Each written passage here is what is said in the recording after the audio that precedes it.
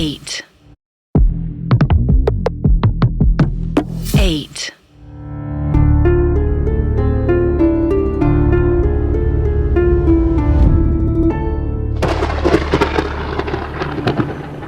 मेरा अंदाजा सही निकला, लेकिन पूरी तरह से नहीं। सुनैना को मारने के लिए हरिया को पैसे सौरभ ने दिए थे, लेकिन हरिया के कुछ करने से पहले ही किसी ने सुनैना को जान से मार दिया था।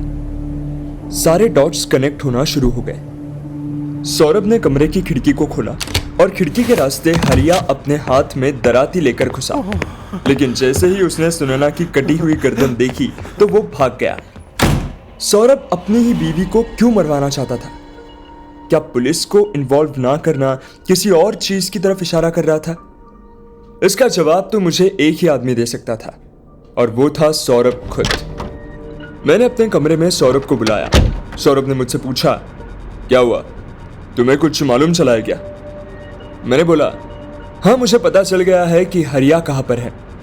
ये सुनते ही सौरभ के होंठ सूख गए। मैंने आगे कहा, मेरी हरिया से बात हुई है। मैंने सौरभ को उसकी मेड और हरिया के अफेयर के बारे में बताया। सौरभ अब और नर्वस होता जा रहा था। वो अपने नाखून चबा रहा था। मैंने सीधा सौरभ से कहा, हरिया ने मुझे सच बता दिया है। तुमने ही अपनी बीवी को मारने के लिए उसे पैसे दिए थे।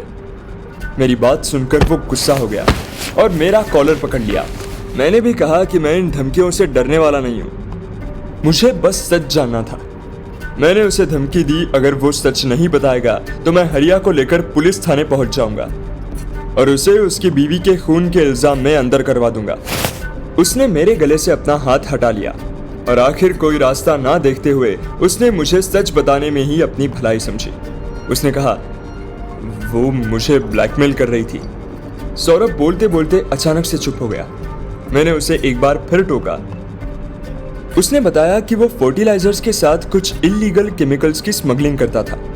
सुनैना को इस बात का पता चल गया और वो ब्लैकमेल करने लगी। सौरभ ने उसे 1 करोड़ रुपए भी दिए। इतना ही नहीं, सुनैना डाइवोर्स और उसके बेटे की कस्टडी मांग रही थी। सौरभ ऐसा नहीं होने दे सकता था, इसलिए उसने हरिया को पैसे दे दिए ताकि हरिया सुनैना को दिए गए 1 करोड़ रुपए वापस ले सके और उसे जान से मार दे। हरिया सुनैना को किडनैप करने आया था, लेकिन ऐसा कुछ नहीं हुआ। मुझे अब समझ में आया कि सौरभ पुलिस को इन्वॉल्व क्यों नहीं कर रहा था। उसका काम किसी और ने कर दिया था, बस अब उसे पैसे चाहिए थे। सौरभ ने मुझे पैसे ढूंढने को कहा, लेकिन अब भी कहानी वहीं पर अटकी थी कि सुनैना का मर्डर किसने किया। लेकिन कुछ बातें अभी भी समझ में नहीं आ रही थी कि आखिर मुझे डस्टबिन में चूहे मारने की दवा क्यों मिली। वो पैकेट एकदम नया था, साथ में लाल रंग का डब्बा, वो किस लिए था? क्या कोई और भी राज दबा हुआ था सुनैना के बेडरूम में? मुझे उसी का पता लगाना था, इसलिए एक बार फिर मैं सुनैना के कमरे में चला गया। मैं फिर से उसी डस्टबिन को चेक करने लगा। इस बार मुझे कुछ मुड़े हुए कागज मिले। मैंने एक एक को खोलकर देखना चालू किया और एक कागज पर मेरी नजर ठहर गई। ये एक सुसाइड नोट था, सुनैना का। सुनैना सुसाइड करने वाली थी, तभी ये चूहे को मारने का जहर यहां पर था। लेकिन ये लाल रंग, वो किस काम आने वाला था? अचानक मुझे तेज पेशाब आया और जल्दी से मैं सुनैना के ही बाथरूम में चला गया। मैंने अपना मुंह सीलिंग की तरफ किया और हल्का होने लगा। तभी अचानक मेरी नजर ऊपर सीलिंग के एक टाइल पर पड़ी। वो थोड़ी सी हिली हुई थी। मेरा दिमाग थनका और मैंने कमोड के ढक्कन को नीचे किया और जल्दी से ऊपर चढ़ गया। टाइल को हिलाकर देखा तो वो साइड हो गई। अंदर एक स्पेस था। मैंने अपना हाथ मारा। अचानक मेरे हाथ में एक फोन लगा। वो स्विच ऑफ था। ये एक चाइनीज कंपनी का मोबाइल था। किसका हो सकता था? फोन को मैंने अपने कमरे में चार्जिंग पर लगा दिया। फोन को ऑन किया, लेकिन फोन लॉक था। मैंने अपने लैपटॉप को फोन से कनेक्ट किया और सॉफ्टवेयर की मदद से लॉक को इजीली क्रैक कर लिया। डिटेक्टिव बनने के बाद 1-2 स्किल्स मैंने भी डेवलप कर ली थी। फोन पूरा ब्लैंक था, उसमें कुछ भी नहीं था। सिर्फ एक नंबर था जिस पर टेक्स्ट मैसेजेस ही एक्सचेंज हुए थे, किसी जानू के नाम से। तो इसका मतलब सुनैना का अफेयर था। मैंने उस नंबर पर कॉल कर दिया, लेकिन नंबर बिजी आ रहा था। मैंने फिर से एक बार कॉल किया, लेकिन इस बार भी फोन बिजी था। मैं अपने कमरे से बाहर निकला और सामने से आते डॉक्टर से टकरा गया। डॉक्टर का ध्यान रास्ते पर नहीं अपने फोन में था। नाश्ता लग चुका था। मैं डाइनिंग टेबल की तरफ बढ़ने लगा। सभी लोग डाइनिंग टेबल पर थे और अपना नाश्ता कर रहे थे। कमाल की बात यह थी कि इन्हीं में से कोई सुनैना का कातिल।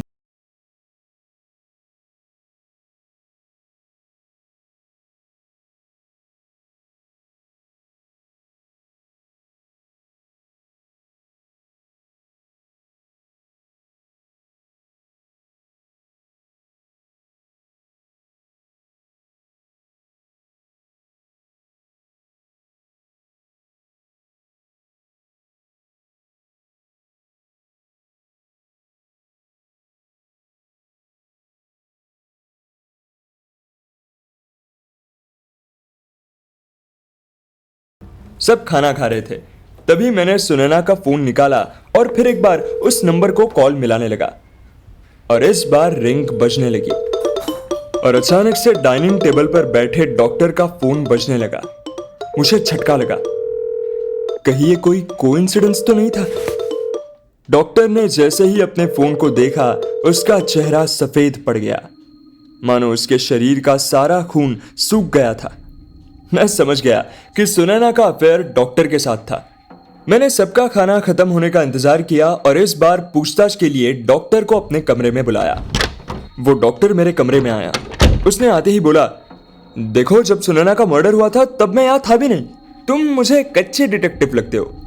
मैंने जवाब दिया, हाँ मुझे पता है, लेकिन उससे पहले मुझे कॉल करना है। मैंने फिर से कॉल लगाई और डॉक्टर का फोन फिर से बजने लगा। डॉक्टर ने अपना फोन हाथ में लिया। वो खौफ में था। मैंने सीधा बोला, मुझे पता है कि तुम्हारा अफेयर सुनैना से था और मुझे ये भी पता है कि सुनैना अपनी डेथ फेक करना चाहती थी। डॉक्टर का मुंह खुला का खुला रह गया। मैंने बोला, अब तो तुम्हें लगता है ना कि मैं अच्छा डिटेक्टिव हूं। अब मुझे जल्दी बताओ कि तुम दोनों के बीच क्या चल रहा था। डॉक्टर अब शॉक में था। उसके गले से आवाज नहीं निकल रही थी। मैंने उसे संभलने का मौका दिया और साथ में धमकी भी दी कि अगर वो मुझे सच नहीं बताएगा तो मैं सब कुछ सौरभ को बता दूंगा। इतना सुनते ही जैसे मुर्दे में जान आ गई थी। डॉक्टर बोलने लगा। उसने कहा, हाँ ये सच है, हम दोनों एक दूसरे से प्यार करते थे। सौरभ सुनैना को अब्यूज करता था। मैंने डॉक्टर से कहा, फिर सुनैना को डाइवोर्स लेना चाहिए था ना। अपनी डेड फेक करके वो क्या साबित करना चाहती थी।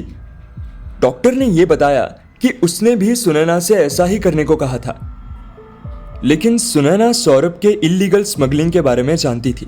सुनैना को पता था कि सब कुछ जानने के बाद सौरभ सुनैना को जिंदा अपने से दूर नहीं जाने देगा। सुनैना का मरना तय था, इसलिए उसने अपनी ही डेथ को फेक करने का प्लान बनाया और सुनैना का अंदाजा सही था। सौरभ ने उसको मारने का प्लान बना ही लिया था। डॉक्टर और सुनैना ने बढ़िया प्लान बना लिया था। सुनैना अपने घर में नकली खून की उल्टी करती और सौरभ उसको इस गांव के छोटे से हॉस्पिटल में लेकर जाता, जहां पर उसे डॉक्टर मिलता। हॉस्पिटल में वो सुनैना को डेड डिक्लेयर कर देता, लेकिन यहां तक भी बात पूरी नहीं हुई थी। वो डॉक्टर फिर सुनैना के हाथ से सुसाइड नोट निकालता और सौरभ को दिखाता और उसे ये बताता कि सुनैना ने सुसाइड किया है। ये एक सुसाइड केस होता, इसलिए डॉक्टर को पुलिस को इन्फॉर्म करना ही पड़ता। लेकिन यहीं पर डॉक्टर अपनी चाल चलता। वो खुद डेड बॉडी को ठिकाने लगाने का ऑफर देता और हॉस्पिटल के रिकॉर्ड से सुनैना की डेथ को गायब कर देता। इस तरह से वो अपने प्लान को एग्जीक्यूट करने वाले थे, लेकिन वो इस प्लान को उस दिन एग्जीक्यूट नहीं करने वाले थे जिस दिन सौरभ की मम्मी घर पर थी। वो भी एक डॉक्टर थी और नकली खून की उल्टी वो पहचान लेती, इसलिए अगले दिन वो ये काम करने वाले थे जब मां जी घर पर नहीं होने वाली थी। प्लान में कमियां तो थी, लेकिन फिर भी उन दोनों के हिसाब से अच्छा ही प्लान था। लेकिन अनफॉर्चुनेटली उनको अपने प्लान को एग्जीक्यूट करने का मौका ही नहीं मिला। अब डॉक्टर को कभी पता नहीं चलेगा कि उसका प्लान अच्छे से काम करता या नहीं। शाम हो चुकी थी और टेबल पर फिर से एक बार खाना सज चुका था। सभी लोग टेबल पर ही थे, लेकिन मैं लेट आया था। मैं भी टेबल पर बैठ गया। मेरे चेहरे पर एक बड़ी सी स्माइल थी। मेरी स्माइल देखकर सौरभ ने पूछा, क्या हुआ, बहुत खुश नजर आ रहे हो तुमने केस सॉल्व कर लिया क्या? मैंने कहा, हाँ मैंने केस सॉल्व कर लिया है। अब मैं किलर का नाम भी बताने जा रहा हूं। सब अचानक से चौंक गए। मैंने कहा, माँ जी, आपने ही सुनैना की जान ली है। इतना सुनते ही सौरभ ने अपनी प्लेट फेंक दी और मेरी गर्दन पकड़ ली। लेकिन मैं चुप नहीं रहा। मैंने वहां बैठे बैठे सबके सामने कड़ियां जोड़ना शुरू की। सुनैना की करोटिड आर्टरी कटी हुई थी। किलर को पता था कि करोटिड आर्टरी काटने के बाद इंसान का जिंदा बचना मुश्किल है, और माँ जी एक सर्जन थी। गले का कट बहुत क्लीन था, जो सिर्फ एक सर्जिकल ब्लेड से ही आ सकता था। और पता है मैं यहाँ पर लेट क्यों आया? क्योंकि माँ जी, मैं आपके कमरे में था। वहां पर मुझे सर्जिकल ब्लेड का रैपर मिला। मर्डर होने के जस्ट बाद आप नहाने गई थी, क्योंकि सुनैना का खून आपके ऊपर भी आ गया था। आप सबूत मिटाने के लिए नहा रही थी। सौरभ ने अपनी पकड़ और टाइट कर ली। उसने कहा, यह सब बस थियरी है, कोई सबूत नहीं है। लेकिन यहां पर सौरभ गलत था। माँ जी ने सोचा कि सबको यही लगेगा कि उन जैसी व्हील चेयर पर रहने वाली औरत कैसे किसी का खून कर सकती है, लेकिन माँ जी असल में चल सकती थी। वो अपाहिज नहीं थी। अब वक्त था सबूत दिखाने का। मैंने अपना फोन निकाला और उसमें से डीएनए रिपोर्ट दिखाई। इस रिपोर्ट के हिसाब से सुनैना के बेटे का बाप सौरभ नहीं था। माँ जी ने ही ये डीएनए टेस्ट करवाया था। उनके मेल में ये रिपोर्ट थी। ये रिपोर्ट उसी दिन आई जिस दिन सुनैना का मर्डर हुआ था। माँ जी चुपचाप बैठी हुई थी और सौरभ ये सब कुछ मानने को तैयार नहीं था। उसकी पकड़ मेरे गले पर और तेज होती जा रही थी। तभी माँ जी ने बोला, ये लड़का बिल्कुल ठीक कह रहा है। मैंने ही सुनैना को मारा है। मुझे पता चल गया था कि सुनैना का अफेयर इस डॉक्टर के साथ चल रहा है, और ये डॉक्टर ही सौरभ के बेटे का बाप है। हुआ ये कि जब सौरभ घर पर नहीं था, उस दिन सुनैना के सर में अचानक दर्द हुआ और वो हॉस्पिटल चली गई। माँ जी को शक पहले से ही था, और इस बार वो भी अपने ड्राइवर के साथ हॉस्पिटल में चुपचाप चली गई, बिना व्हील चेयर के। वहां पर डॉक्टर के रूम में उन्होंने सब कुछ अपनी आंखों से देख लिया था। लेकिन माँ जी ने ये बातें सौरभ को नहीं बताई, क्योंकि वो जानती थी कि सौरभ दोनों को जान से मार देता, और वो अपने बेटे को जेल जाने नहीं देना चाहती थी। इसलिए माँ जी ने ही सुनैना को मार दिया। उन्होंने अपने पोते का डीएनए टेस्ट करवाया, और जब माँ जी कंफर्म हो गई तो उसी रात वो सुनैना के कमरे में गई। सुनैना अपने बेड पर सोई हुई थी, और एक ही झटके में माँ जी ने सुनैना का गला काट दिया और उसे मौत के घाट उतार दिया। चारों तरफ सन्नाटा छा गया, क्योंकि सच्चाई निकलकर बाहर आई थी। मेरा काम अब खत्म हो गया था। जो कुछ भी करना था सौरभ को करना था। सौरभ ने सुनैना के खून का इल्जाम खुद के सर पर ले लिया और अपनी माँ को जेल जाने से बचा लिया।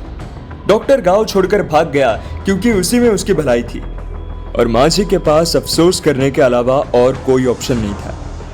इस तरह से सौरभ का पूरा परिवार बिखर गया। ये केस मेरे अजीबोगरीब केसेस में से एक था। अब आपसे फिर मुलाकात होगी एक नए केस में। तब तक के लिए सुनते रहिए डिटेक्टिव कबीर।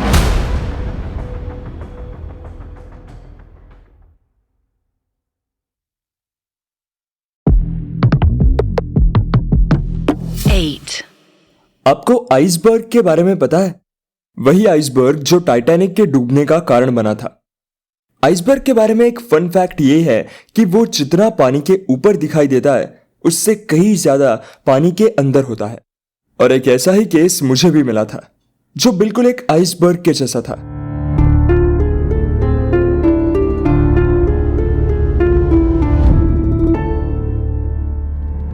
मैं किसी काम के सिलसिले में अपनी गाड़ी में बैठकर यूपी से गुजर रहा था। तभी मैंने लोकल न्यूज़पेपर में एक अजीबोगरीब खबर पढ़ी। इस खबर के हिसाब से एक अपर कास्ट ठाकुर ने अपने बेटे की शादी एक लोअर कास्ट लड़की से करवाई, लेकिन वो लड़की किसी और के साथ भाग गई, जिसे पढ़ते ही मेरे कान खड़े हो गए और मुझे किसी गड़बड़ की बू आने लगी, और मैंने यूपी के इस गांव अरनी में जाने का फैसला कर लिया। अब आप सोचेंगे कि इस केस में ऐसी खास बात क्या है।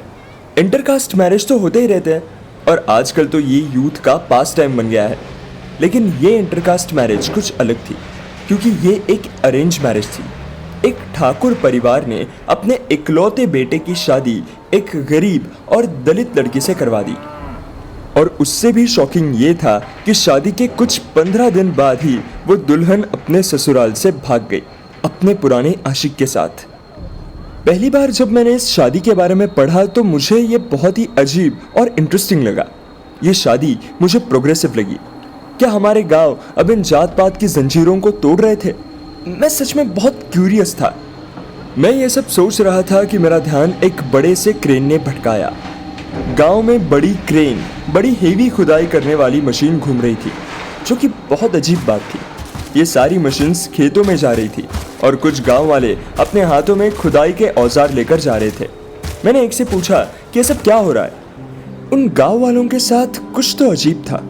उसके हाथों पर एक अजीब सा घाव था और दांत सड़े हुए थे। उन्होंने बताया कि यहाँ पर एक हाईवे बन रहा है, जो कि पॉसिबल नहीं था। ये गांव तीनों तरफ से बंद था। छोटी पहाड़ियों ने इस गांव को घेर रखा था। यहाँ से हाईवे बनना इम्पॉसिबल था। और जहाँ तक मुझे पता था, गवर्नमेंट का कोई भी इस तरह का प्रोजेक्ट यहाँ नहीं आया था। दूर से मैंने साइट को देखा और वहाँ पर किसी प्राइवेट कंपनी का नाम था और एक लोगो बना हुआ था जो कि बहुत अजीब था, जिसे मैं उस वक्त समझ नहीं पाया। उस निशान पर मुझे डाउट था, लेकिन उससे भी ज़्यादा मुझे डाउट था कि इस शादी में कुछ तो गड़बड़ है। इसलिए मैंने उस लोगो पर ध्यान नहीं दिया। मैंने गांव और देहात को बहुत करीब से देखा है। मैंने अपना सारा काम गांव में ही किया है और एक बात अच्छे से जानता हूँ, गांव में लोग अपना भगवान बदल सकते हैं, लेकिन अपनी कास्ट की आइडेंटिटी नहीं। अपनी कास्ट की प्यूरिटी को मेंटेन करने के लिए ये लोग अपने सगों की जान ले लेते हैं। लेकिन यहाँ पर तो सब कुछ उल्टा था। मेरे मन में एक फंडामेंटल सवाल आया कि आखिर ये शादी हुई ही क्यों? क्या वजह थी? मैं बहुत क्यूरियस था। मैं इस सवाल का जवाब चाहता था और इसलिए मैं यूपी के इस गांव अरनी में पहुंच गया और अब मैं वहीं पर खड़ा था। सबसे पहले गांव पहुंचने पर मैंने टपरी पर एक चाय पी और कड़क चाय पीते पीते मैं ये सोच रहा था कि मैं इस केस के इन्वेस्टिगेशन की शुरुआत कहाँ से करूँ। मुझे ऐसा लगा कि इस केस के बारे में पता करने के लिए मुझे काफ़ी मेहनत करनी पड़ेगी, लेकिन मैं गलत था। पूरे गांव में सिर्फ और सिर्फ इसी बारे में बात हो रही थी। चाय की टपरी पर लोग आपस में इसी बारे में बात कर रहे थे। एक आदमी दूसरे आदमी से बोल रहा था, साली हमारी झुमरी हमारे जाट की नाक काट कर भाग गई अपने उस मास्टर आशिक के साथ। हम लोगों को कहीं मुंह दिखाने के लायक नहीं छोड़ा। इस आदमी की बात सुनकर मुझे इस लड़की का नाम फिर से याद आ गया, जो था झुमरी। मैंने उस आदमी को टोक दिया और कहा, क्या हुआ, आप इतना गुस्सा क्यों कर रहे हो? सब कुछ ठीक तो है ना? उस आदमी के स्किन पर भी घाव था। ऐसा लग रहा था जैसे वो कहीं जल चुका है और उसके दांत भी सड़ते जा रहे थे। उस गांव में सबका लगभग एक जैसा ही हाल था, बच्चे हो या औरतें। इस गांव में कुछ तो गड़बड़ था, लेकिन मैं इसके लिए यहाँ पर नहीं आया था। मैंने उस आदमी से इतना ही पूछा था कि वो आदमी मुझे सब कुछ बताता चला गया। गांव के लोगों की ये आदत मेरे लिए तो बहुत अच्छी थी कि अगर आप उनसे एक बात पूछ लो तो वो आपको सब कुछ बता देते हैं। उस आदमी ने बताया कि झुमरी की शादी यहाँ के ठाकुर परिवार में हुई थी। ठाकुर परिवार कोई बहुत पावरफुल परिवार तो नहीं था, पर ठाकुर सूर्य प्रताप ने बेटे आदित्य प्रताप की शादी एक दलित लड़की से करवा दी। जब मैंने पूछा कि ऐसा क्यों किया गया तो उसने कहा कि आदित्य झुमरी से प्यार करता था, इसलिए ऐसा हुआ। पर क्या सच में ऐसा ही था? मतलब प्यार हुआ तो छोटी जात से शादी भी हो गई? मैं इस रीजन से सेटिस्फाइड नहीं था। कुछ और वजह जरूर रही होगी। दरअसल गांव के एरिया में जात पात का बहुत भेदभाव होता है। यहाँ पर लोग लोअर कास्ट की परछाई तक अपने शरीर पर नहीं पड़ने देते हैं। और एक ठाकुर ने अपने बेटे की शादी एक दलित से इसलिए करवा दी क्योंकि वो उससे प्यार करता था। ये किसी चमत्कार से कम नहीं था, और मैं चमत्कार में नहीं मानता। वहां खड़े दूसरे आदमी ने भी बोलना शुरू किया, साली झुमरी अपने आप को बहुत होशियार समझ रही थी, पर अपना जमीन बेचने से इनकार कर दिया। कितना सारा पैसा मिल रहा था, हम तो अनपढ़ ही ठीक है। मैंने इस गांव की जमीन की बात पर उस समय ध्यान नहीं दिया, लेकिन गांव के लोग मानते थे। उनको ऐसा लग रहा था कि झुमरी ने भागकर सबसे बड़ी गलती कर दी, क्योंकि अब अपर कास्ट और लोअर कास्ट के बीच में जो डिवाइडेशन था वो और भी बढ़ चुका था। और इस बात से गांव के सारे दलित और भी ज्यादा परेशान हो गए, और उनके लिए परेशानी ठीक थी। मैंने इस मास्टर जी के बारे में पूछा तो उस आदमी ने मुझे कहा, अरे कुछ नहीं, वो स्कूल में पढ़ाने वाला मास्टर ही तो झुमरी का आशिक था। पूरा दिन झुमरी उसके पास रहती थी, उसके कमरे में। हमको नहीं पता कि वहाँ कमरे में कौन सी पढ़ाई हो रही थी। हम तो पहले ही बोलते थे झुमरी के माँ से, लड़की को इतना नहीं पढ़ाना चाहिए। मुझे इस बात से गांव के लोगों की मेंटालिटी के बारे में पूरा पता चल गया कि वो आज भी वही पुराने ज़माने में जी रहे हैं। पर जितना कुछ भी मुझे मालूम चला था वो सरफेस लेवल की इन्फॉर्मेशन थी। मुझे और ज़्यादा इन्फॉर्मेशन चाहिए थी जो कि ऑथेंटिक हो, ताकि मेरी क्यूरियोसिटी का एंड हो सके। इसलिए मैंने झुमरी के परिवार वालों का पता मांगा और मुझे पता चला कि झुमरी के परिवार में सिर्फ एक ही इंसान है, उसकी माँ। गांव वालों और जात वालों ने झुमरी के माँ का भी हुक्का पानी बंद कर रखा था। मुझे ये सुनकर बुरा तो लगा, लेकिन साथ में खुशी भी हुई, क्योंकि अब मेरे पास रास्ता था झुमरी की माँ से बात करने का। मैंने गांव के किराने की दुकान से कुछ राशन खरीदा और उसे लेकर झुमरी के घर की तरफ बढ़ने लगा। मैं राशन का सारा सामान लेकर सीधा झुमरी के घर में घुस गया, जहां पर झुमरी की माँ कच्चे मकान के आंगन में बैठकर हुक्का पी रही थी। मैं उनके पास गया और उनके सामने सारा सामान रख दिया। मैंने उनके चेहरे को देखा तो वो पीला पड़ा हुआ था। ऐसा लग रहा था जैसे उसके शरीर में खून ही नहीं था। उसके शरीर का चमड़ा भी जला हुआ था और उसके दांत भी सड़ते जा रहे थे। मैंने खुद से सवाल किया कि पूरे गांव को एक टाइम पर एक ही तरह की बीमारी कैसे हो सकती थी। उन्होंने मुझे सवाल भरी आंखों से देखा, लेकिन मैंने उनसे कहा कि यह सारा सामान उन्हीं के लिए है। उनके चेहरे पर पहले तो एक हंसी आई और फिर वो हंसी अचानक गायब हो गई। उनका चेहरा सीरियस हो गया। उन्होंने मुझसे कहा कि तुम बिना किसी मतलब तो मेरी मदद करने नहीं आओगे, जो कि बिल्कुल ठीक था। मैंने झुमरी की माँ से कहा कि मैं एक पत्रकार, एक जर्नलिस्ट हूँ और उनसे उनकी बेटी के गायब होने के केस से जुड़े कुछ सवाल करने आया हूँ। उन्होंने कुछ देर सोचा और फिर मेरे सवालों के जवाब देने के लिए वो राजी हो गई। शायद वो खुद भी इस बारे में बात करना चाहती थी। मैंने अपना पेन और पेपर निकाला और अपने सवाल करने लगा। मेरा सबसे पहला सवाल था कि आखिर झुमरी की शादी एक ठाकुर परिवार में कैसे हो गई। ऐसा नॉर्मली तो होता नहीं है। झुमरी की माँ ने बताया कि ठाकुर साहब खुद झुमरी के लिए रिश्ता लेकर आए थे। उन्होंने ही मुझसे मेरी बेटी का हाथ मांगा था। मेरे दिमाग में फिर वही सवाल था कि आखिर क्यों? एक ठाकुर को गरीब से क्या चाहिए था? मैंने भी झुमरी की माँ से यही सवाल पूछा। उन्होंने कहा कि उन्होंने ये शादी करवा के गलती कर दी। उन्हें ठाकुर के पागल बेटे से अपनी बेटी की शादी करवानी ही नहीं चाहिए थी। अचानक से मेरा ध्यान पागल शब्द पर गया। मैंने उनसे इस बारे में डिटेल में पूछा कि पागल से उनका क्या मतलब है। उन्होंने मुझे बताया कि ठाकुर के बेटे की दिमागी हालत ठीक नहीं थी। तब जाकर मेरा दिमाग थनका। तो ये वजह थी एक छोटी जात की लड़की से शादी करवाने की, क्योंकि ठाकुर का बेटा पागल था। अब सब बातें सेंस बना रही थी। मैंने उनसे आगे सवाल किया कि यह शादी बिना किसी रोक टोक के हो गई। झुमरी की माँ ने जवाब दिया, ऐसा बिल्कुल भी नहीं हुआ। इस गांव का मुखिया इस शादी के लिए राजी नहीं था। वो ठाकुर साहब का हुक्का पानी बंद करने की धमकी दे रहा था। बात इतनी बढ़ गई थी कि उन्होंने एक दूसरे पर बंदूक भी तान ली थी। मुखिया भी ठाकुर समाज का था और जात के लड़के की शादी एक नीची जात के लड़की से हो जाती, उसे यह बिल्कुल भी मंजूर नहीं था। और मैं समझ सकता था कि ऐसा क्यों था। मैंने आगे सवाल किया कि झुमरी क्या इस शादी से खुश थी। उन्होंने जवाब दिया कि झुमरी बिल्कुल खुश नहीं थी। वो तो अभी शादी करना ही नहीं चाहती थी। उसका सपना कलेक्टर बनने का था, इसलिए वो अपने टीचर राहुल के साथ मिलकर उसी की तैयारी कर रही थी। लेकिन बात सिर्फ झुमरी तक की नहीं थी। झुमरी की शादी अब पूरे समाज की इज्जत का सवाल था, इसलिए सबने फोर्स करके झुमरी को शादी के लिए राजी किया और दोनों की शादी हो गई। फिर मैंने अपना मेन सवाल पूछा, आपको क्या लगता है कि आपकी बेटी सच में अपने ही टीचर के साथ भाग गई है? यह सुनते ही झुमरी की मां की आंखों में गुस्सा उभर के आया। उन्होंने कहा कि ऐसा बिल्कुल नहीं हो सकता।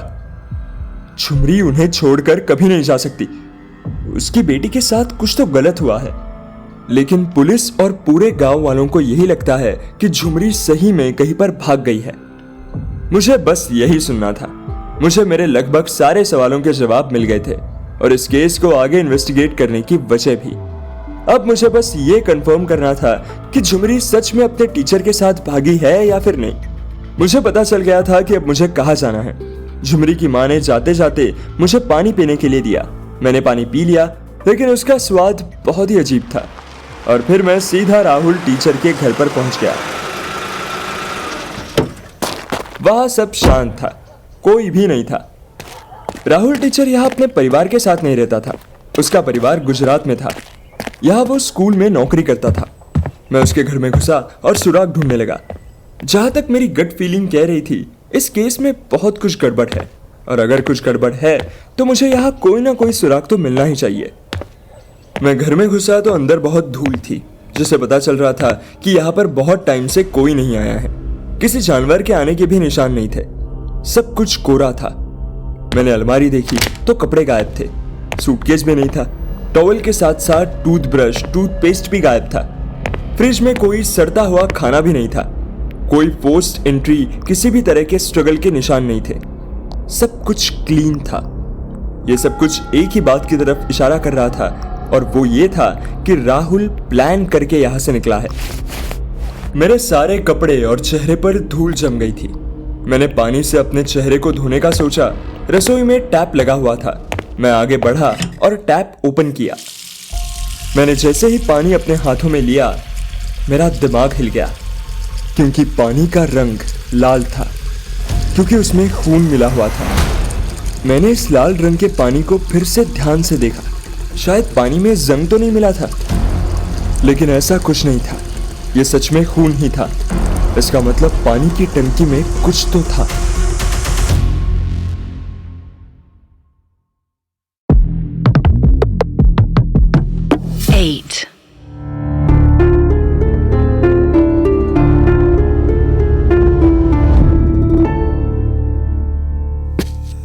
मैं सीधा छत पर आया और मैंने देखा कि वहां पर एक कंक्रीट की पानी की टंकी थी। मैं उस पानी की टंकी के पास गया। वो टंकी एक भारी से पत्थर के स्लैब से ढकी हुई थी। वो ढक्कन बहुत भारी था, लेकिन अपनी पूरी ताकत लगाने के बाद मैंने उसे खोल दिया। ढक्कन खुलते ही मुझे अंदर से सड़ती हुई लाश की बदबू आई। मैंने टंकी के अंदर देखा तो ये लाश उस स्कूल टीचर राहुल की थी। पानी में बुरी तरह फूलकर लाश की कंडीशन बहुत खराब थी। किसी ने राहुल को चाकू मारकर राहुल का मर्डर किया था और फिर उसे उसी के घर की टंकी में छोड़कर चले गए थे।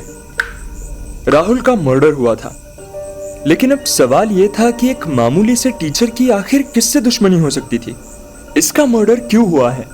और राहुल के मर्डर और झुमरी के गायब होने के बीच में कोई कनेक्शन है क्या? अगर कनेक्शन है भी तो वो क्या है?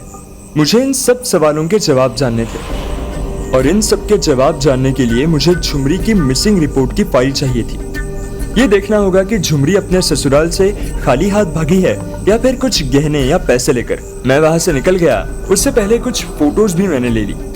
राहुल की लाश के बारे में पुलिस को इस वक्त बताना मैंने ठीक नहीं समझा, इसलिए मैं वैसे ही वहां से चला गया। मैं अभी पुलिस स्टेशन के बाहर खड़ा था, तभी पुलिस स्टेशन का एक कांस्टेबल टपरी पर चाय पीने आया।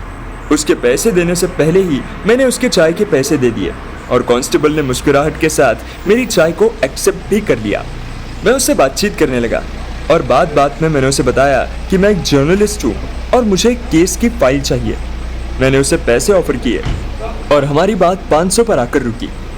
लेकिन जैसे ही मैंने उसके सामने झुमरी का नाम लिया, उसको एक झटका लगा और उसने मुझे इन्फॉर्मेशन देने से मना कर दिया। मैंने उससे पैसे बढ़ाने की बात की, लेकिन वो फिर भी नहीं माना। मैंने सीधा 2000 रुपए देने की बात की और वो रुक गया। उसने मुझे अपने साथ चलने को कहा। हम दोनों पुलिस स्टेशन से कुछ दूर झाड़ियों के पीछे आ गए, और उस कांस्टेबल ने मुझे बताया कि झुमरी के मिसिंग होने का कोई केस रजिस्टर ही नहीं हुआ है। उसके ससुराल वालों ने कंप्लेंट ही नहीं की, और झुमरी की मां ने कंप्लेंट की थी, उसे दबा दिया गया। और इस केस को दबाने वाला और कोई नहीं, इस गांव का मुखिया था।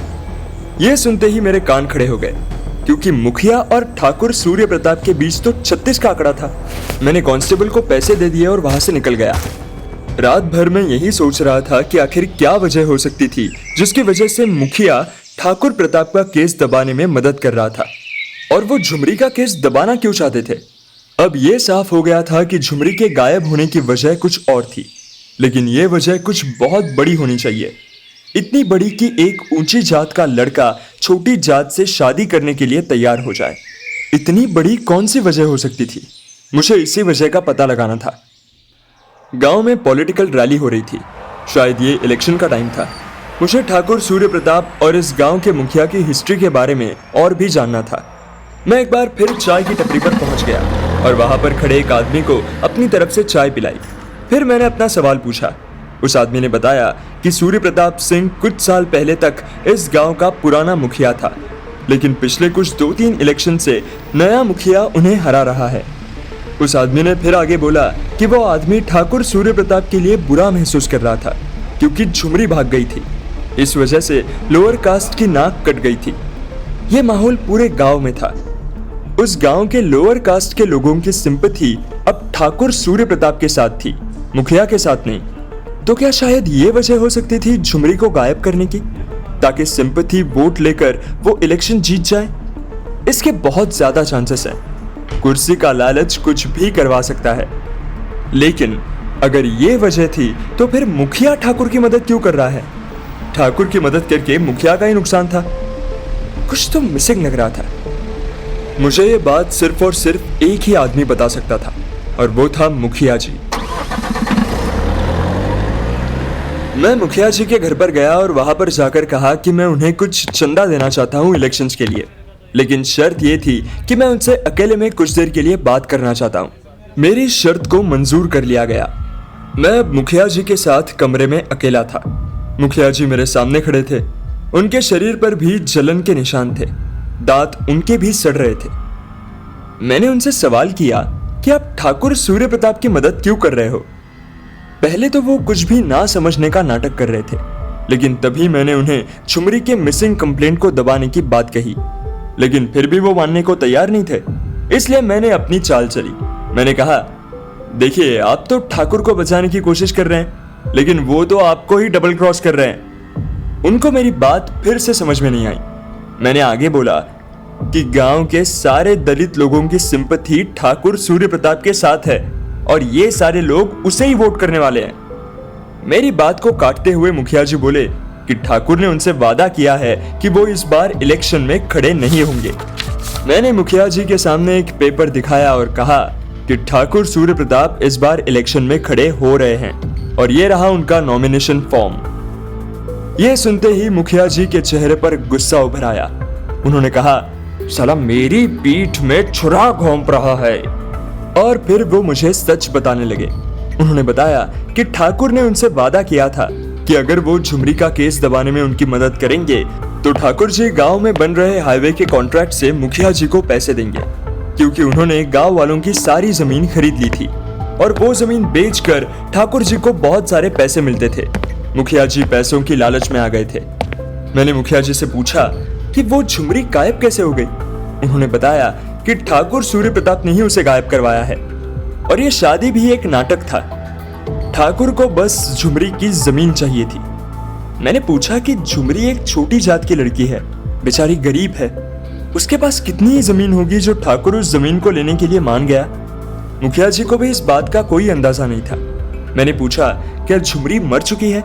उन्होंने बताया कि नहीं, उसे ठाकुर सूर्य प्रताप ने इस गांव से दूर कहीं पर रखा हुआ है। मैंने उनसे उस जगह का एड्रेस ले लिया और वहां से चला गया।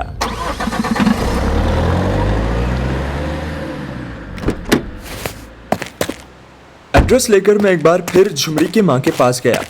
इस बार उनकी तबीयत और भी ज्यादा खराब हो गई थी, लेकिन मुझे उनसे कुछ सवाल पूछने थे। मैंने उनसे उनकी जमीन के बारे में पूछा। उन्होंने मुझे बताया कि हाँ, वो जमीन ठाकुर खरीदना चाहता था, लेकिन झुमरी ने अपनी जमीन नहीं बेची। वो सूर्य प्रताप पर विश्वास नहीं करती थी। वो कहती थी कि ये सूर्य प्रताप कुछ तो गड़बड़ कर रहा है। एक बार उसने अपनी माँ को बताया था कि ठाकुर सूर्य प्रताप के खिलाफ उसने कुछ सबूत इकट्ठा किए हैं और वो जल्दी ठाकुर को एक्सपोज करने की बात कर रही थी, और ये बात गांव में होने वाले खुदाई से जुड़ी हुई थी। लेकिन झुमरी की माँ ने कुछ नहीं सुना और उसकी शादी करवा दी। मैंने उन्हें सबूत के बारे में पूछा तो उन्होंने बताया कि उन्हें इस सब के बारे में कुछ भी नहीं पता। बस उन्होंने बताया कि झुमरी अपने टीचर राहुल के साथ मिलकर कुछ तो कर रही थी। मैं समझ गया कि अब मुझे कहाँ जाना है। मैं एक बार फिर से टीचर राहुल के घर पर गया और उस घर की तलाशी लेने लगा। मैंने घर के हर एक कोने को ढूंढा, लेकिन मुझे कुछ नहीं मिला। मैंने दीवारों को भी ठोक कर देखा, लेकिन वहां पर भी मुझे कोई खाली जगह नहीं मिली। गुस्से में मैंने अपना पैर पटका तो मुझे फ्लोर से कुछ खोखली आवाज आई। यह एक गवर्नमेंट क्वार्टर था, इसलिए फ्लोर पर पत्थर लगे थे, लेकिन एक पत्थर हिल रहा था। मैंने जल्दी से उस पत्थर को हटाया तो मुझे नीचे एक खाली जगह मिली। उसी में एक फाइल थी। मैंने उस फाइल को देखा और मैं दंग रह गया। मुझे कुछ ऐसा मिला था जिसके बारे में मैंने सोचा भी नहीं था। मुझे पता था कि झुमरी अभी भी जिंदा होगी, क्योंकि जो चीज ठाकुर को चाहिए थी, ये फाइल। मैंने जैसे ही पानी अपने हाथों में लिया, मेरा दिमाग हिल गया, क्योंकि पानी का रंग लाल था, क्योंकि उसमें खून मिला हुआ था। मैंने इस लाल रंग के पानी को फिर से ध्यान से देखा। शायद पानी में जंग तो नहीं मिला था, लेकिन ऐसा कुछ नहीं था। यह सच में खून ही था। इसका मतलब पानी की टंकी में कुछ तो था।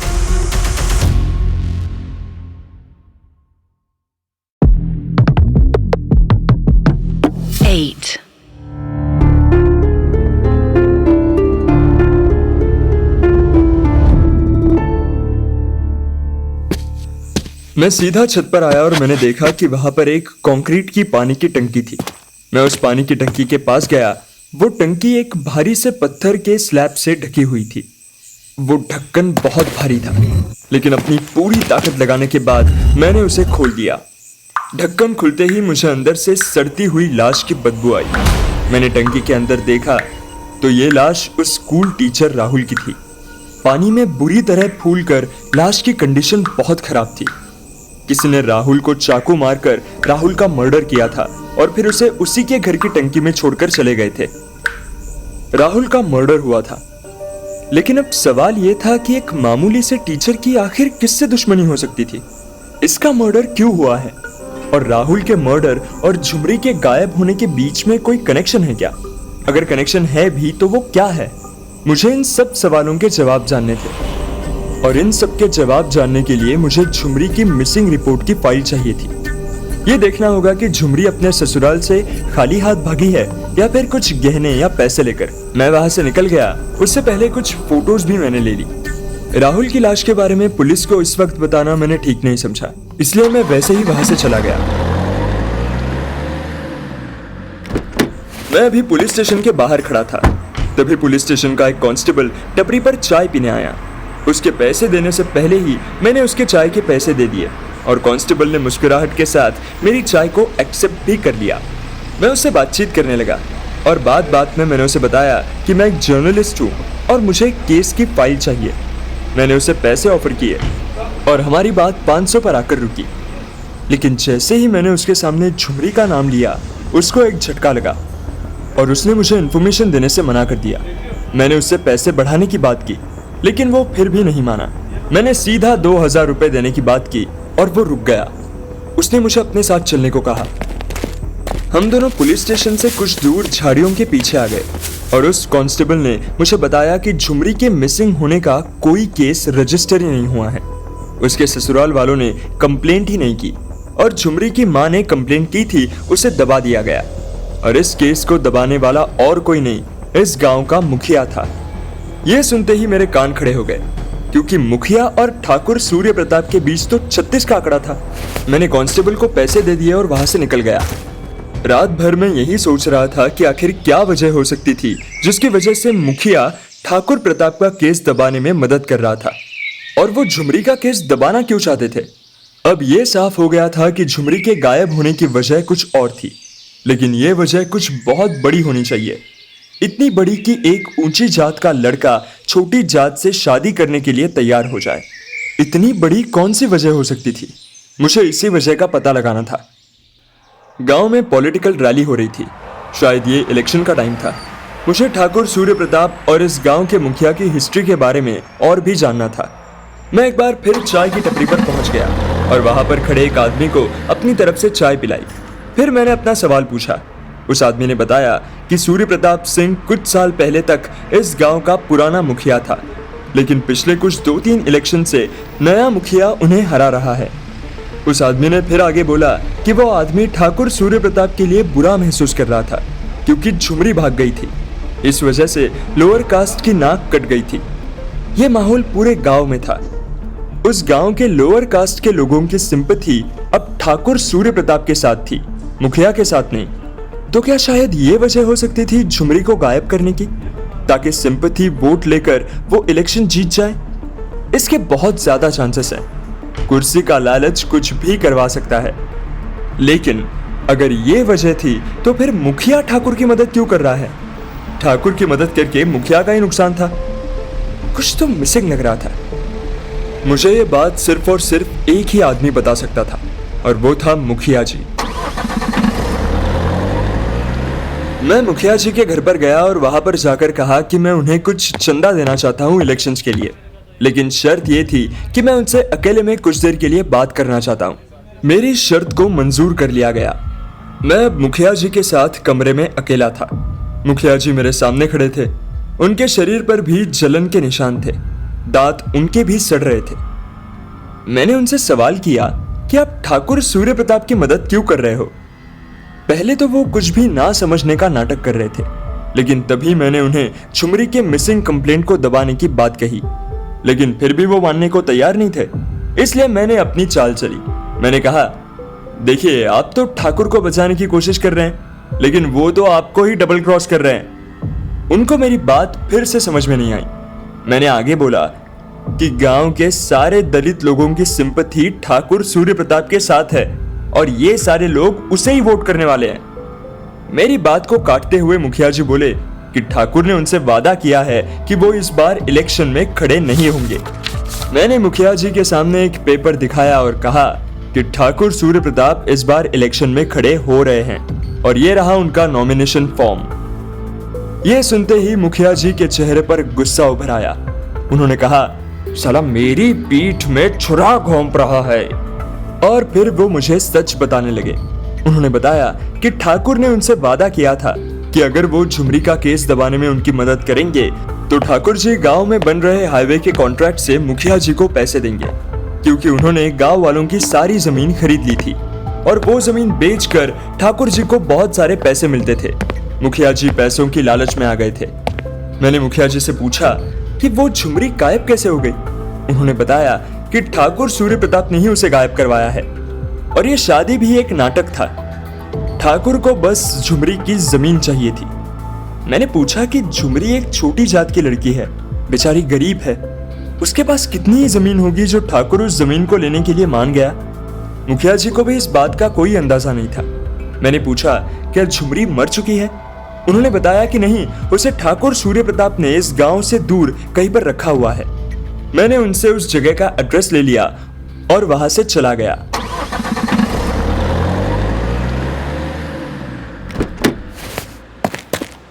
एड्रेस लेकर मैं एक बार फिर झुमरी की मां के पास गया। इस बार उनकी तबीयत और भी ज्यादा खराब हो गई थी, लेकिन मुझे उनसे कुछ सवाल पूछने थे। मैंने उनसे उनकी जमीन के बारे में पूछा। उन्होंने मुझे बताया कि हाँ, वो जमीन ठाकुर खरीदना चाहता था, लेकिन झुमरी ने अपनी जमीन नहीं बेची। वो सूर्य प्रताप पर विश्वास नहीं करती थी। वो कहती थी कि ये सूर्य प्रताप कुछ तो गड़बड़ कर रहा है। एक बार उसने अपनी माँ को बताया था कि ठाकुर सूर्य प्रताप के खिलाफ उसने कुछ सबूत इकट्ठा किए हैं, और वो जल्दी ठाकुर को एक्सपोज करने की बात कर रही थी, और ये बात गांव में होने वाले खुदाई से जुड़ी हुई थी। लेकिन झुमरी की माँ ने कुछ नहीं सुना और उसकी शादी करवा दी। मैंने उन्हें सबूत के बारे में पूछा तो उन्होंने बताया कि उन्हें इस सब के बारे में कुछ भी नहीं पता।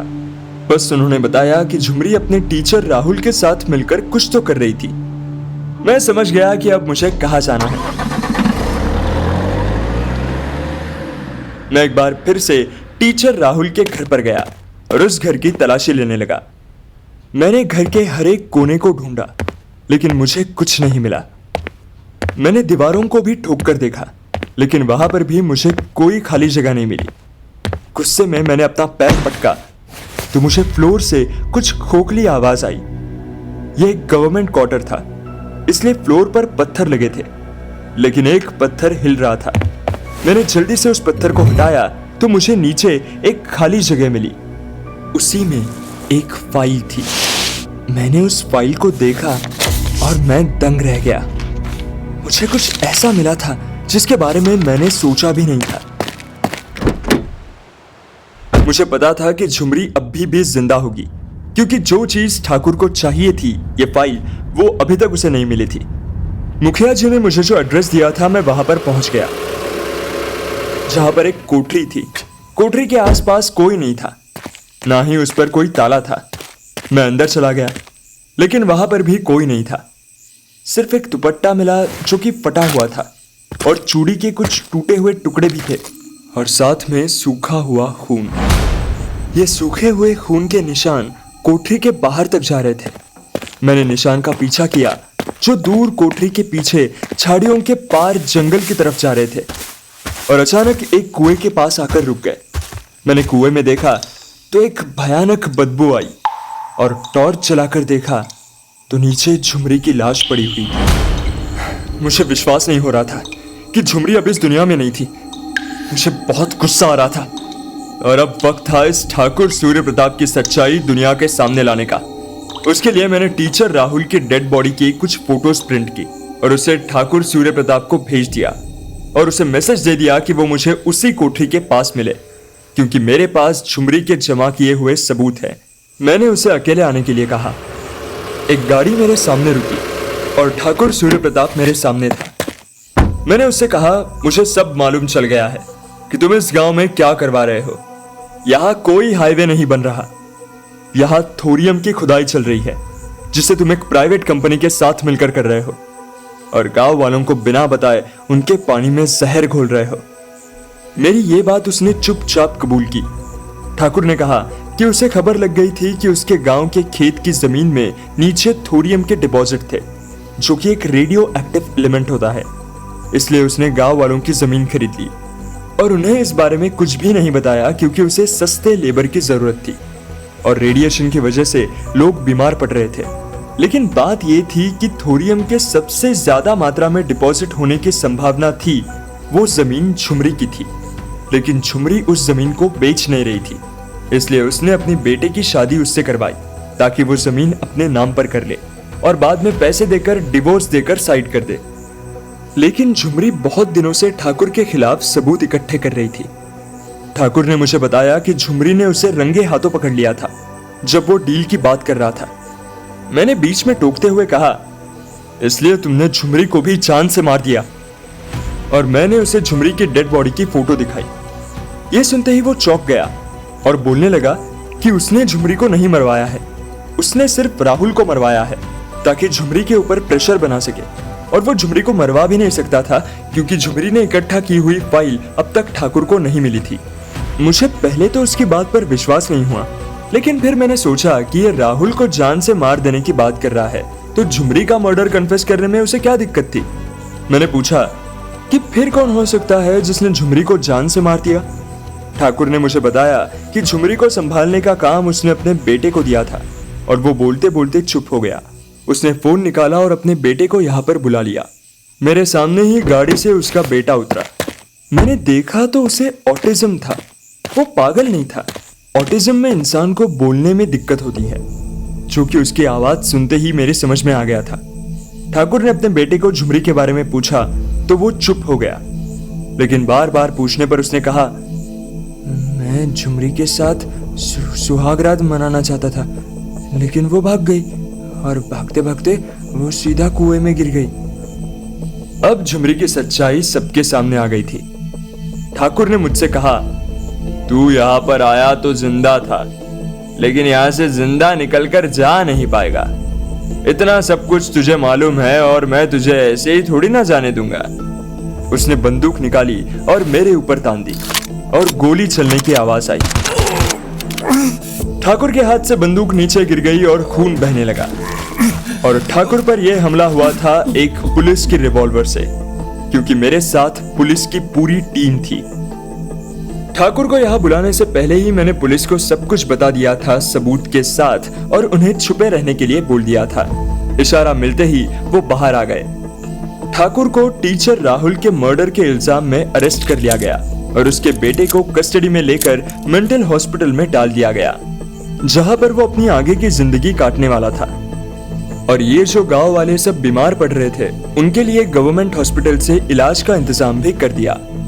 तो ये था वो आइसबर्ग वाला केस, जिसे मैंने सोचा कुछ और था और आइसबर्ग की तरह ये केस गहराई में छुपा हुआ था। इस तरह ठाकुर को उसके किए की सजा मिल गई और ये केस खत्म हुआ। आपसे फिर मुलाकात होगी एक नए केस में। तब तक के लिए सुनते रहिए डिटेक्टिव कबीर।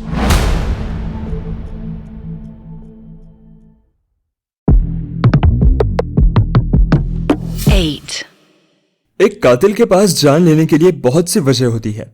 कोई बदला लेने के लिए जान लेता है तो कोई अपना खौफ फैलाने के लिए जान लेता है। पर जब कोई जान बचाने वाला ही जान लेने पर तुल जाए तो कैसा हो?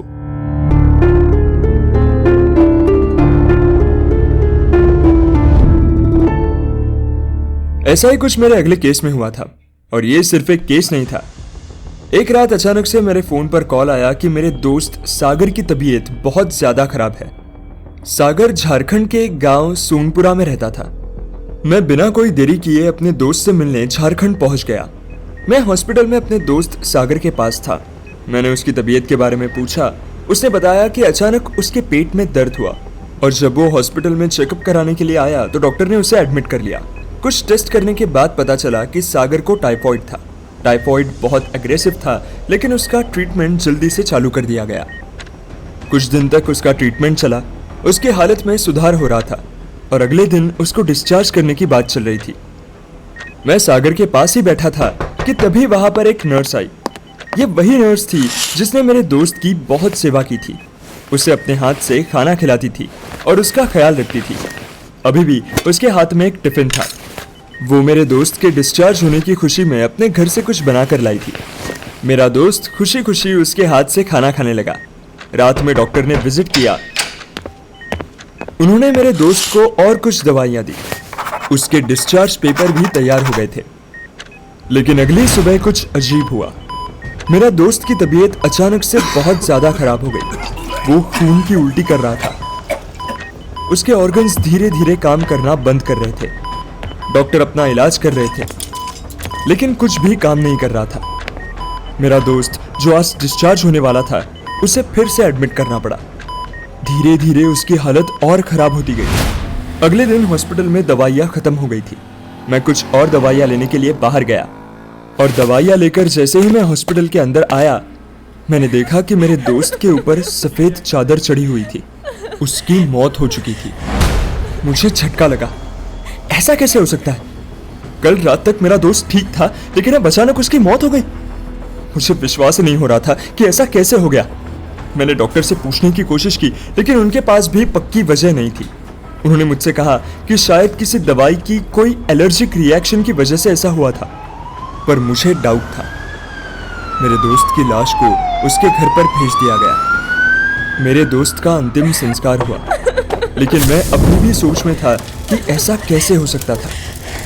मैं मानने को तैयार नहीं था कि मेरे दोस्त की मौत ऐसे ही किसी एलर्जिक रिएक्शन की वजह से हो गई थी, क्योंकि वो बिल्कुल ठीक हो चुका था। उसके बाद उसकी तबीयत अचानक खराब हुई थी। मैंने इस हॉस्पिटल के बारे में थोड़ा सा रिसर्च किया और मुझे पता चला कि ऐसा पहली बार नहीं हुआ था। मेरे दोस्त के गांव और उसके आसपास के गांव में ऐसे और भी कई परिवार के लोग थे जो मेरे दोस्त की तरह ही हॉस्पिटल में अपना दम तोड़ चुके थे। मैं गांव में उन लोगों से मेडिकल ऑफिसर बनकर मिला और उनसे इस बारे में सवाल किए। बहुत सारे लोगों से बात करने के बाद मुझे पता चला कि जितने भी दूसरे लोग उस हॉस्पिटल में मरे थे, वो सब भी पेट से रिलेटेड प्रॉब्लम लेकर हॉस्पिटल गए थे। इतना सुनते ही मुझे पैटर्न दिखना शुरू हो गया। क्या उस हॉस्पिटल में सच में लोगों को जानबूझकर मारा जा रहा था? क्या मेरे दोस्त का भी मर्डर हुआ था? मेरा शक और भी बढ़ता जा रहा था। उस हॉस्पिटल में कुछ तो गड़बड़ थी और मैंने फैसला किया कि मैं उस हॉस्पिटल की इन्वेस्टिगेशन करूंगा। इस इन्वेस्टिगेशन के लिए मुझे हॉस्पिटल के अंदर जाना जरूरी था। मैंने मेरी ब्लड टेस्ट की रिपोर्ट को अपने लैपटॉप में एडिट किया और एक नकली ब्लड रिपोर्ट बनाई। उस रिपोर्ट के अकॉर्डिंग मैंने अपने लीवर को थोड़ा सा खराब दिखाया। मैं जैसे ही डॉक्टर के पास गया, मैंने उन्हें अपनी रिपोर्ट दिखाई। उन्होंने मेरे लिए कुछ दवाई लिखी और जाने को कहा, लेकिन मैंने अपनी चाल चली और अचानक अपना पेट पकड़ा और वहीं नीचे गिर गया। मैं अपने मुंह से झाग भी निकालने लगा और मेरी खराब हालत देखकर डॉक्टर ने मुझे जल्दी से एडमिट कर लिया और कुछ टेस्ट करने लगे। अब मैं हॉस्पिटल के गैस्ट्रोइंटेस्टिनल वार्ड में था। मैं यहाँ पहुंच गया। अब मुझे इस बात का पता लगाना था कि यहाँ पर क्या गड़बड़ है। लेकिन कैसे? तभी मेरे पास वही नर्स आई। उसने मुझे देखकर कहा, मैं तो तुम्हें जानती हूँ, तुम यहाँ पर अपने दोस्त के साथ आए थे ना, तुम्हें क्या हो गया? मैंने उन्हें बताया कि मेरी भी तबीयत खराब है। वो नर्स मुझे तसल्ली देने लगी। फिर उसने मुझे पूछा कि मेरे साथ कौन आया है। मैंने जवाब दिया, कोई नहीं। इतना सुनते ही अचानक उस नर्स का चेहरा खिल गया। उसने मुझे कहा, कोई बात नहीं, तुम्हें चिंता करने की कोई ज़रूरत नहीं है, मैं हूं ना, मैं तुम्हारा ख्याल रखूंगी। वैसे मेरा नाम डेजी है, तुम मुझे डेजी सिस्टर बुला सकते हो। डेजी सिस्टर को बुरा ना लगे इस वजह से मैंने हाँ कर दिया। डेजी सिस्टर कितनी सेंसिटिव थी। मुझे ये देखकर ये बहुत अजीब लगा कि इसी हॉस्पिटल में कोई है जो लोगों की जान ले रहा है, और दूसरी तरफ डेजी जैसे लोग थे जो एक दूसरे का दर्द इतना ज़्यादा समझते थे। लेकिन मेरे सामने सबसे बड़ी परेशानी ये थी कि हॉस्पिटल में ऐसा कौन हो सकता है जो पेशेंट का मर्डर करे और उस पर कोई सवाल भी ना उठाए। इसका सिर्फ एक ही जवाब था, और वो था यहाँ के डॉक्टर।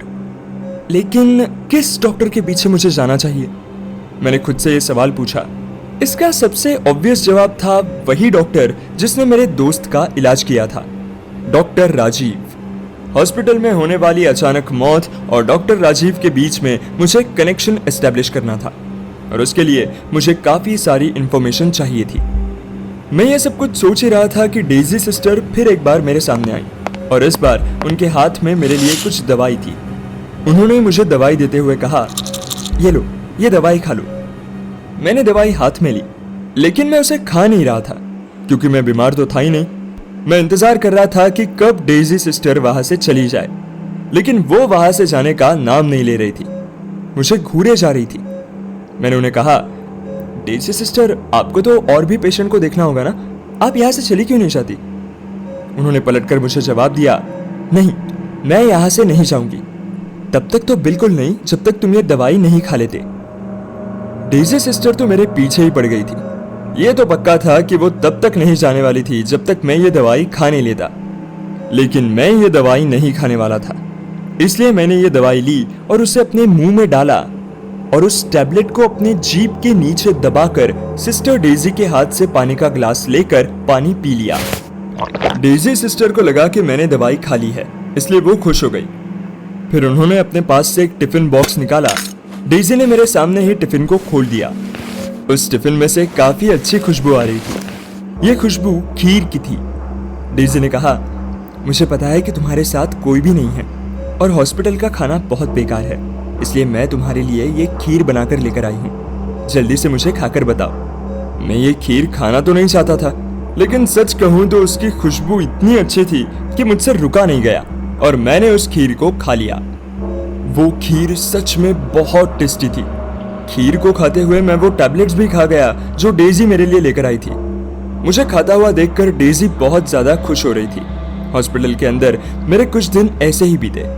जब भी डॉक्टर आते तो मैं पेट में दर्द का नाटक करता, और खाना मेरे लिए सिस्टर डेजी लेकर आ रही थी। 2 दिन बाद मैंने देखा तो मेरे वार्ड में एक नया पेशेंट आया हुआ था। मैंने डेजी से उस नए पेशेंट के बारे में पूछा। उन्होंने मुझे बताया कि यह नया पेशेंट दूर के गांव से आया है।